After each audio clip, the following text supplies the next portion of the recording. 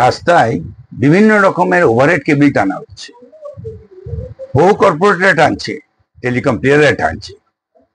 কোনটা লিগাল, কোনটা ইলিগাল, কেন লিগাল, কেন ইলিগাল, কি তার ডকুমেন্টেশন আছে, সরকারের, কেন্দ্রীয় সরকারের কি নীতি নিয়ম আছে, রাজ্য সরকারের কি নীতি নিয়ম আছে, এই বিষয়টা না জানার জন্য, এটা ধোঁয়াশায় থাকার জন্য পশ্চিমবাংলায় এই সমস্ত ভাবে কর্পোরেটদের ইনফ্রাস্ট্রাকচার টানা নিয়ে বিভিন্ন রকম সমস্যা তৈরি হচ্ছে বিভিন্ন জায়গাতে। আজকে আমার প্রতিবেদন ঠিক সেইগুলোই নিয়ে, কি তার নিয়ম, কারা কিভাবে তারা টানতে পারে, কোথা থেকে কাদের পারমিশন নিতে হবে, এই সমস্ত বিষয় নিয়ে আমি আপনাদের সামনে এসেছি। আমি স্বপন চৌধুরী, কেবিলওয়ালা কমিউনিটি ইউটিউব চ্যানেল চালাই।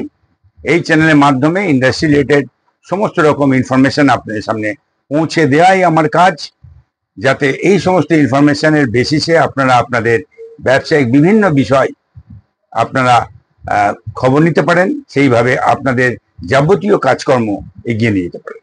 চলুন আসল বিষয়ে চলে আসি।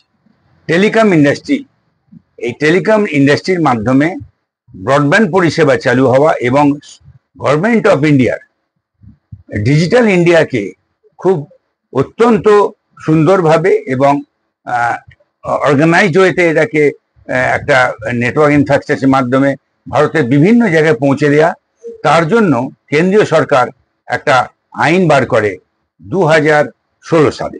আইনটি কি ছিল আপনাদের জানাই। Government of India, ministry of communication, department of telecommunication, তারা এই নোটিফিকেশনটা করেছিল 2016 সালের নভেম্বর 15। এই প্রথম 2016 সালে এই নোটিফিকেশনের মাধ্যমে সরকারের তরফ থেকে সরাসরি সরকারিভাবে আইনের মাধ্যমে কেবল টিভির তার নয়, টেলিকম ইনফ্রাস্ট্রাকচারের তার কিভাবে রাস্তার নিচ দিয়ে যাবে, রাস্তার উপর দিয়ে যাবে, সেই ব্যাপারে একটা গাইডলাইন দিয়ে দেওয়া হয়েছিল। যারা এই বিষয়ে জানেন তারা জানেন, এবং যারা জানেন না, এই নোটিফিকেশনটা অলরেডি সাইটে আপলোড করা আছে, আপনারা নামিয়ে এটা দেখে নিতে পারেন। পরবর্তীকালে কেন্দ্রীয় সরকারের এই নোটিফিকেশনের কারণে ভারতের সমস্ত রাজ্যে এই টেলিকম ইনফ্রাস্ট্রাকচারের ডেভেলপমেন্ট বা আর্কিটেকচার তৈরি হওয়ার জন্য সব রাজ্যই মোটামুটি তাদের নিজস্ব রাজ্যের একটা পলিসি ঠিক করে। একইভাবে রাজ্য সরকার, আমাদের কলকাতা পশ্চিমবঙ্গের রাজ্য সরকারের তরফ থেকেও একটা নোটিফিকেশন জারি করা হয়েছে on the basis of that guideline. 2016 সালের right of way government of India, central government of ইন্ডিয়ার টেলিকমিউনিকেশন ডিপার্টমেন্টের যে গাইডলাইন ছিল, তার বেসিসে রাজ্য সরকার তার রাজ্যে কিভাবে এই টেলিকম নেটওয়ার্ক ইনফ্রাস্ট্রাকচার তৈরি হবে, কি তাদের ক্রাইটেরিয়া থাকবে, যারা কাজ করতে আসবে কিভাবে তারা তাদের পারমিশন পাবে, কিভাবে তাদের চার্জেস ফিস ঠিক হবে, সবই উল্লেখ করে রাজ্য সরকার, পশ্চিমবঙ্গের রাজ্য সরকার একটি নোটিফিকেশন জারি করে। আমি আপনাদের সামনে সেই নোটিফিকেশনটা বলছি। Government of West Bengal, department of information technology and electronics, এই ওয়েবেলে এদের অফিস। এটাই, এই ডিপার্টমেন্টই পশ্চিমবাংলায় টেলিকম নেটওয়ার্ক ইনফ্রাস্ট্রাকচারের ওভারহেড বা আন্ডারগ্রাউন্ড স্ট্রাকচার কিভাবে তারা তৈরি করবে তার গাইডলাইন তারা দিয়েছে। এবং এটাকে যে নোটিফিকেশন আছে, তার নোটিফিকেশন ডেট হচ্ছে 28/12/2020। আমি রিপিট করছি, 28/12/2020 সালে department of information technology and ইলেকট্রনিক্সের তরফ থেকে এই অর্ডারটা জারি করা। এটা একটি অর্ডার হিসেবে বলা আছে, তার সাবজেক্টে বলা আছে West Bengal telecom infrastructure guideline 2020 for clearance and permission to set up mobile tower or base tower station, যাকে বিটিএস বলা হয়, and laying optical cable, OFC, তার সম্পর্কে একটা অর্ডার বার করেন পশ্চিমবঙ্গ সরকার। এই অর্ডারে কিন্তু 2020 সালে অর্ডারে কোনো ওভারহেড কেবলিং এর পারমিশন ছিল না। একমাত্র টেলিকম প্লেয়াররা তাদের আন্ডারগ্রাউন্ড কেবলই করতে পারবে, এই অর্ডারে এটা পরিষ্কারভাবে বলা ছিল। কিন্তু এই ধরনের অর্ডারের পরেও কিন্তু দেখা গেল কাজের ক্ষেত্রে এই সমস্ত টেলিকম প্লেয়াররা বিভিন্ন অসৎ উপায় তারা অবলম্বন করলো এবং আন্ডারগ্রাউন্ড কি করেছে সেটা আজকের দিনে পশ্চিমবাংলা দাঁড়িয়ে বলা যাবে না, কিন্তু ওভারহেড কেবল টানা ক্ষেত্রে একটা বিরাট প্রবণতা দেখা গেল এই সমস্ত কর্পোরেটদের, যেখানে তাদের 2020 সালে বলা ছিল যে তারা ওভারহেড কেবল টানতে পারবে না। দেখা গেল সারা কলকাতা এবং পশ্চিমবাংলার বিভিন্ন জেলাতে কিলোমিটারকে কিলোমিটার তারা ওভারহেড টানতে শুরু করলো। প্রথম দিকে এই সম্পর্কে কোনো ধ্যান ধারণা না থাকার জন্য বিষয়টা নজরে আসেনি। পরবর্তীকালে কেবল ইন্ডাস্ট্রি, কেবল অপারেটরদের বিষয়টা নজরে আসে এবং তারা যখন এই সমস্ত বিষয় নিয়ে বিভিন্নভাবে বাধা তৈরি করে এবং বিভিন্ন কমপ্লেন তৈরি করা হয়, পরবর্তীকালে 2023 সালে স্টেট গভর্নমেন্টের তরফ থেকে একটা অ্যামেন্ডমেন্ট অর্ডার বার করা হয় এই আইনের উপরে। সেটাকে আমি আরেকবার আপনাদের সামনে তুলে ধরছি।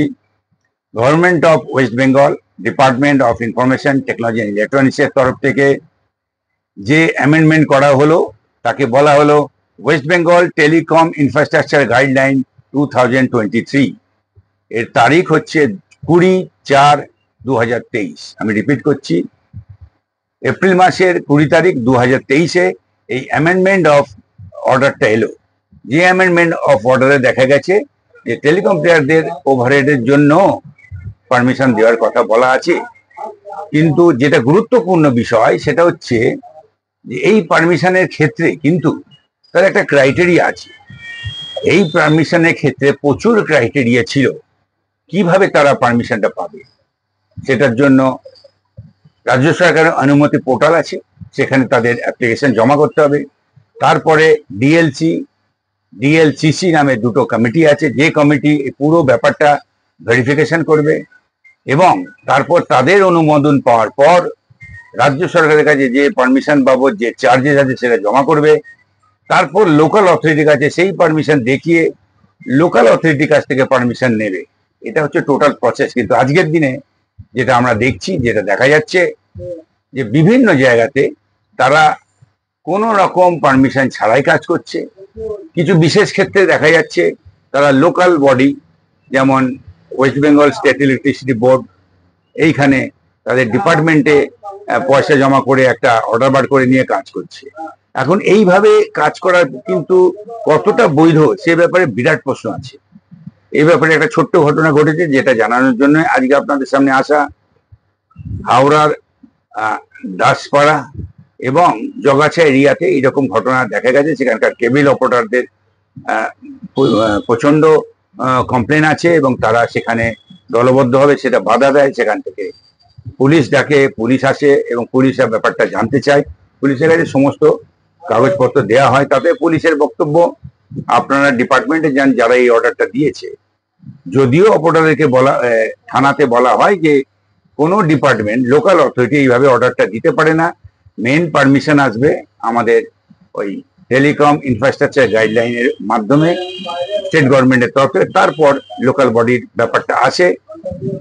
তো যাই হোক, তারপরেও হাওড়ার যে West Bengal state electricity board থেকে, যেখান থেকে এই অর্ডারটা বেরিয়েছে, তাদের কাছে যাওয়া হয়েছে। তারা ব্যাপারটা শোনার পর তারা কথা দিয়েছিল যে এই ব্যাপারটাতে তারা জানা ছিল না, তারা ব্যাপারটা দেখবে, কাজ বন্ধ করবে।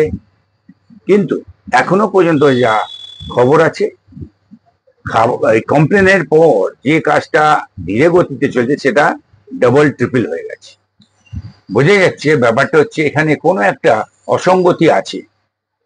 কারণ কাগজপত্র না থাকার পর সেটা স্টেট ইলেকট্রিসিটি বোর্ডে জমা করার পর সেখানে এটা মোটামুটি ওই কাগজ বা চিঠির মাধ্যমে যেটা বোঝা গেছে যে কাজটা ঠিকভাবে হচ্ছে না।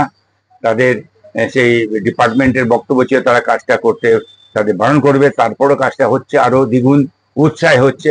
বিষয়টা নিয়ে অত্যন্ত একটা অরাজকতা সৃষ্টি হয়েছে, local law and order problem সৃষ্টি হচ্ছে এবং যাতে বোঝা যাচ্ছে যে কাজের মধ্যে কোনো ক্ল্যারিটি নেই, কোনো প্রসেস মেনটেন হয়নি। এখন যা খবর আছে, বিষয়টা দ্বিতীয়বার তাদের কাছে state electricity board Howrah division 1-কে দেয়া যেটা হয়েছে, তার দ্বিতীয় চিঠিও চলে গেছে। পরবর্তীকালেও যদি এটা এইভাবে চলে, এটা নিয়ে শোনা যাচ্ছে যেটা নিয়ে কিন্তু অনেক হায়ার অথরিটির কাছে যাওয়া হবে। তো এই বিষয়টা জানানোর কারণ হচ্ছে যেভাবে আজকের দিনে ইন্ডাস্ট্রি এগোচ্ছে, যেভাবে ডেভেলপমেন্ট হচ্ছে, যেভাবে নতুন আইন কানুন আসছে, তার ভেতর সবাই পড়ে। সেক্ষেত্রে কর্পোরেট হিসেবে যারা করছে তাদের মধ্যে কিন্তু এই আইন মেনে না চলার একটা প্রবণতা দেখা যাচ্ছে। এটা শুধু হাওড়াতে নয়, কলকাতার বিভিন্ন জায়গায় ঘটেছে, বেলেঘাটাতে, চিংড়িঘাটাতে, কসবাতে, বহু জায়গাতে ব্যাপারটা ঘটছে। তো কেবল অপারেটরদের সংগঠন থেকে ব্যাপারটা নিয়ে অলরেডি একটা আন্দোলন চলছে, এবং তারা এটা নিয়ে এবার হয়তো বোঝা যাচ্ছে তারা অত্যন্ত ওপর মহলে এটা নিয়ে তদবির করবেন। কারণ বিষয়টা ঠিক নীতিগতভাবে হচ্ছে না, অনৈতিকভাবে হচ্ছে, এটা আজকের দিনে পরিষ্কার হয়ে গেছে। আপাতত এইটুকু খবর দিয়ে আপনাদের সামনে আমি আমার এই বক্তব্য শেষ করলাম। নমস্কার, ধন্যবাদ। দেখতে থাকুন, শুনতে থাকুন কেবিলওয়ালা ইউটিউব চ্যানেল, আপনার আমার সবার প্রিয় কেবিলওয়ালা ইউটিউব চ্যানেল।